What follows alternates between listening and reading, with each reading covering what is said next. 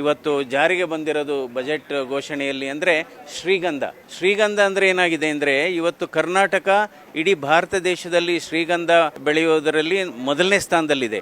ಆದರೆ ಏನಾಗಿದೆ, ಶ್ರೀಗಂಧ ಬೆಳೆಯುವ ರೈತರಿಗೆ ಇವತ್ತು ಬಹಳ ಕಿರುಕುಳ ಆಗ್ತಾ ಇದೆ.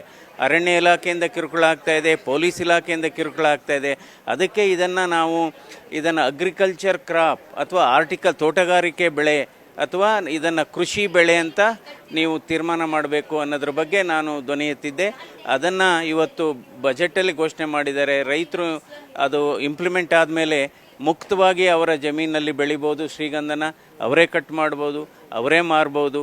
ಅದರಿಂದ ರೈತರ ಆರ್ಥಿಕ ಸ್ಥಿತಿ ಅನುಕೂಲ ಆಗುತ್ತೆ ಮತ್ತು ದೇಶಕ್ಕೂ ಕೂಡ ಬಹಳ ಅನುಕೂಲ ಆಗುತ್ತೆ. ಯಾಕೆಂದರೆ ಶ್ರೀಗಂಧ ಅಂದರೆ ಅದು ಮೆಡಿಸಿನಲ್ ವ್ಯಾಲ್ಯೂ ಇದೆ, ಕಲ್ಚರಲ್ ವ್ಯಾಲ್ಯೂ ಇದೆ, ಎಕ್ಸ್ಪೋರ್ಟ್ ವ್ಯಾಲ್ಯೂ ಇದೆ. ಇವತ್ತು ಜಾರಿಗೆ ಬಂದಿರೋದು ಬಜೆಟ್ ಘೋಷಣೆಯಲ್ಲಿ ಅಂದರೆ ಶ್ರೀಗಂಧ ಅಂದರೆ ಏನಾಗಿದೆ ಅಂದರೆ ಇವತ್ತು ಕರ್ನಾಟಕ ಇಡೀ ಭಾರತ ದೇಶದಲ್ಲಿ ಶ್ರೀಗಂಧ ಬೆಳೆಯೋದರಲ್ಲಿ ಮೊದಲನೇ ಸ್ಥಾನದಲ್ಲಿದೆ. ಆದರೆ ಏನಾಗಿದೆ, ಶ್ರೀಗಂಧ ಬೆಳೆಯುವ ರೈತರಿಗೆ ಇವತ್ತು ಬಹಳ ಕಿರುಕುಳ ಆಗ್ತಾ ಇದೆ.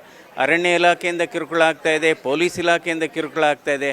ಅದಕ್ಕೆ ಇದನ್ನು ಅಗ್ರಿಕಲ್ಚರ್ ಕ್ರಾಪ್ ಅಥವಾ ತೋಟಗಾರಿಕೆ ಬೆಳೆ ಅಥವಾ ಇದನ್ನು ಕೃಷಿ ಬೆಳೆ ಅಂತ ನೀವು ತೀರ್ಮಾನ ಮಾಡಬೇಕು ಅನ್ನೋದ್ರ ಬಗ್ಗೆ ನಾನು ಧ್ವನಿ ಎತ್ತಿದ್ದೆ.